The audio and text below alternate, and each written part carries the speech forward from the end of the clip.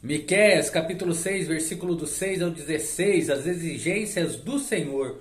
Com que me apresentarei perante o Senhor e adorarei diante do Deus Altíssimo? Virei perante ele com holocaustos, com bezerros de um ano? Embora o tom mude ligeiramente, ainda assim é o Senhor que continua a falar com Israel, e de fato dizendo a Israel o que ela deve fazer. Israel agora estava apegada à ideia de que o ritual dos sacrifícios garantiria a salvação, o que ele não fazia. Hebreus 10:4 confirma isso. Agradar-se-á o Senhor de milhares de carneiros, ou de 10.000 ribeiros de azeite? Darei o meu primogênito pela minha transgressão, o fruto das minhas entranhas pelo pecado da minha alma?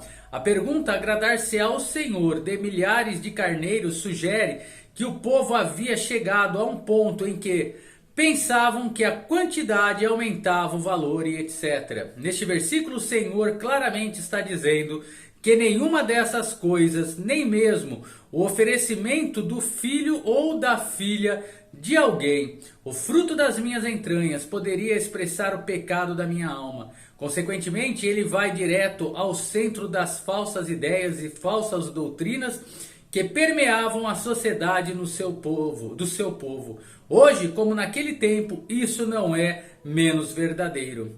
Ó homem, ele te declarou o que é bom. E o que pede o Senhor de ti, senão que pratiques a justiça e ames a misericórdia e andes humildemente com o teu Deus? A relação dada aqui é encontrada em Deuteronômio 10:12. Portanto, não havia desculpa. Neste versículo o Senhor revela não tanto o caminho da salvação, mas os resultados da verdadeira salvação. A frase, ó homem, ele te declarou o que é bom, atrai Israel de volta à Bíblia. A resposta à pergunta, e o que pede o Senhor de ti, é dada aqui. 1. Honestidade. 2. Misericórdia. 3. Humildade. A voz do Senhor clama a cidade, e o sábio verá o teu nome. Ouve a vara a quem ordenou.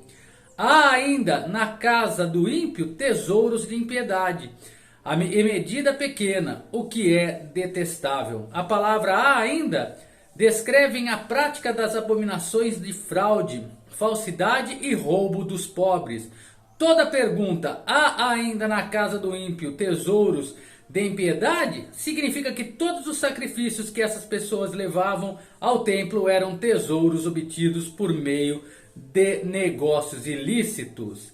Seria eu limpo com balanças falsas e com sacos de pesos enganosos, com os quais os seus ricos se encheram de violência e os seus habitantes falaram mentiras, e a sua língua é enganosa em sua boca. É muito triste que o povo de Deus fosse violento, mentiroso e enganoso.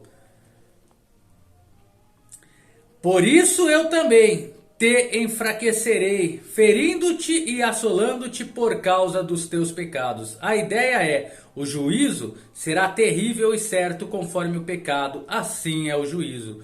Comerás e não te fartarás, e o teu abatimento estará no meio de ti. Removerás, mas não livrarás, e aquilo que livrares eu o entregarei à espada. O dinheiro não satisfará, o teu abatimento estará no meio de ti. Significa que Jerusalém cairia por causa de angústia interior, mais do que por um ataque externo. Embora Nabucodonosor fosse instrumento usado por Deus, ainda assim não seria a sua força ou o seu poder que produziria a queda da cidade. Mas em vez disso, o pecado de Jerusalém.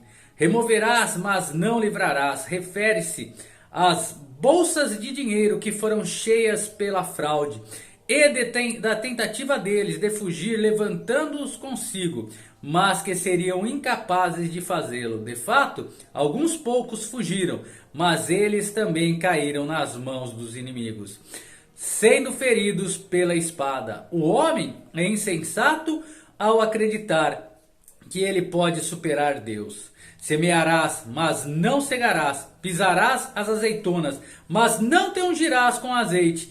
e o mosto, mas não beberás o vinho. Tudo isso significa que outros se beneficiarão da colheita pela qual os hebreus haviam trabalhado. Estes versículos declaram a ira de Deus em vez de sua bênção.